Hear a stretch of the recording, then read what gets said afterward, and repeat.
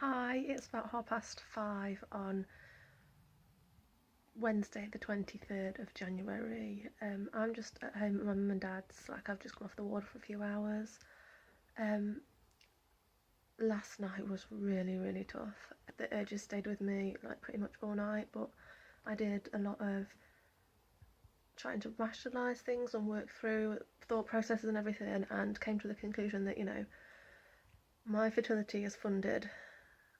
I get one shot, just one shot to get these eggs, and if I screw it up because I overdose and have to have treatment, or even the toxicity from the overdose, and then if that requires treatment, the drugs that they'll have to give me for that, or if I ligature and so send myself into a coma or stop breathing and reduce the oxygen levels to myself, or if I self-harm and need stitches and therefore need pain relief and things like that, I'm just screwing it up for myself. Like, I've literally got one chance at this and I've got to get it right, and that's why I'm in the hospital, because we don't know how I'm going to react.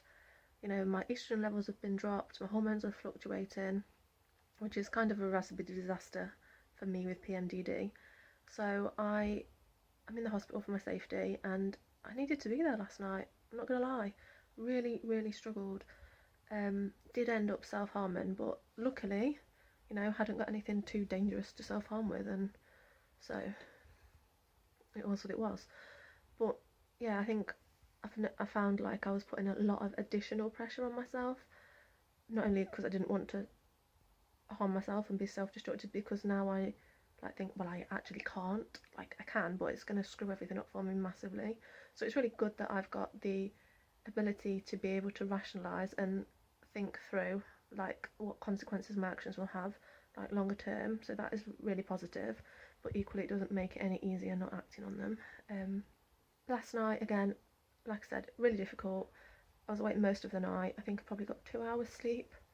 This morning I got up and I'm just like I used to be before my PMDD was diagnosed. Like, I'm really irritable, like I could just snap, I'm really angry, I'm really upset about everything. And in one way it's like reassuring for me, because I think, well, like at least I know it is PMDD, and it is my hormonal fluctuations that send me like this, because when my estrogen's stable and at a higher dose, like I can manage everything fine. I feel like invincible and I've got energy, and right now I'm really lethargic. I feel really sick all the time. I've got a headache, and yeah, I just feel pretty rubbish really. And really frustrated at everybody, really snappy. Everybody irritates me. I just want to push everybody away. I want the support desperately, but at the same time I'm like, no, you can't help me, leave me alone, like there's nothing anybody can do. Yeah, it's just a really horrible place to be in and really difficult, but I just keep thinking, means to an end, means to an end. And then talking to other PMDD ladies that are progesterone intolerant and that are post-op has given me a lot of hope, because everybody I speak to seems to report that like their PMDD is a lot better post-op. And like, yeah, I just have to keep reminding myself that this is really difficult now, but it is to make my life better longer term. And I think because I am sure of my decision for surgery, I think that's what I'm holding on to. Like, I'm trying to keep the longer term goal in sight rather than thinking about how difficult things are now. Because if I focused on how difficult they were now, I think I just wouldn't get through it. I'd think, I can't do this. So I ended up coming off the ward with my mum at about 3 o'clock, just because I needed to get out of there for a bit, and I was sort of stable enough before my next shot of menopause. I'm going to do that at home tonight, so I'll try and get some footage of me doing it. Not that I'm like a pro by any means, but it wasn't anywhere near as painful as I thought it was going to be. It was more emotionally painful than anything. Like, physically, I think the worst part of it was like actually pinching my skin to do it. Like, I didn't even feel the injection going in. And I'm really glad that the nurses let me do it myself. So yeah, that was good. And the staff are really good where I am, but it's so boring. Like, there's just not enough of them. And so it just gets really boring because there's not much to do on the ward. And that's okay when you're really distressed, because you don't care. But then when you're really distressed but need a distraction, that's a bit of an issue. And especially because the ward's quite chaotic at the minute, and because of the place that I'm in with my hormones, like everybody is just doing my nutting. Like, I'm just like, just shut up. and I'm quite snappy, and then I get angry at myself, and yeah, it's just a bit crap. But my named nurse is really good. She keeps reminding me that it's like, you know, a step closer to the end, and all the nurses are really good, although where I am. So it's good. Anyway, I'm going to go now because I want to see my mum and dad and just chill out a bit, and then I've got to take my meds. So, night everybody. Okay, it's day number 2 of Menopure. So, here's the Menopure vial, and then this is the injection.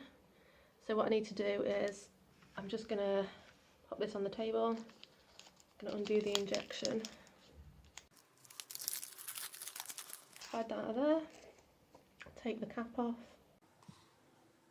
she says, and then I don't know if you can like see the needle, it's not very big, and then just give this like a little bit of a swirl, but don't shake it, just swirl it around. And then you just pop that in there, like so, and then draw this up to 112.5. I don't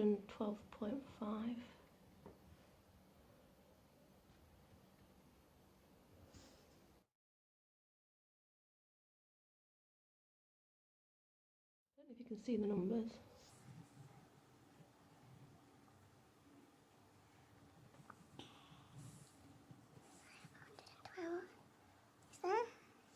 Again.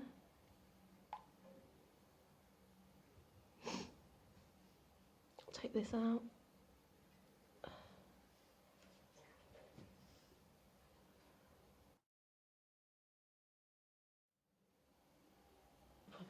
Okay, and you just did it in that side yesterday, so you just grab a bit of skin.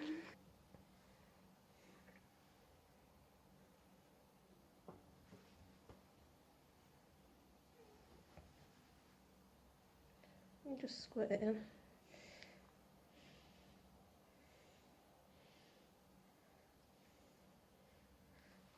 There you go, it's all done. And you just do that every day for the next 5 days.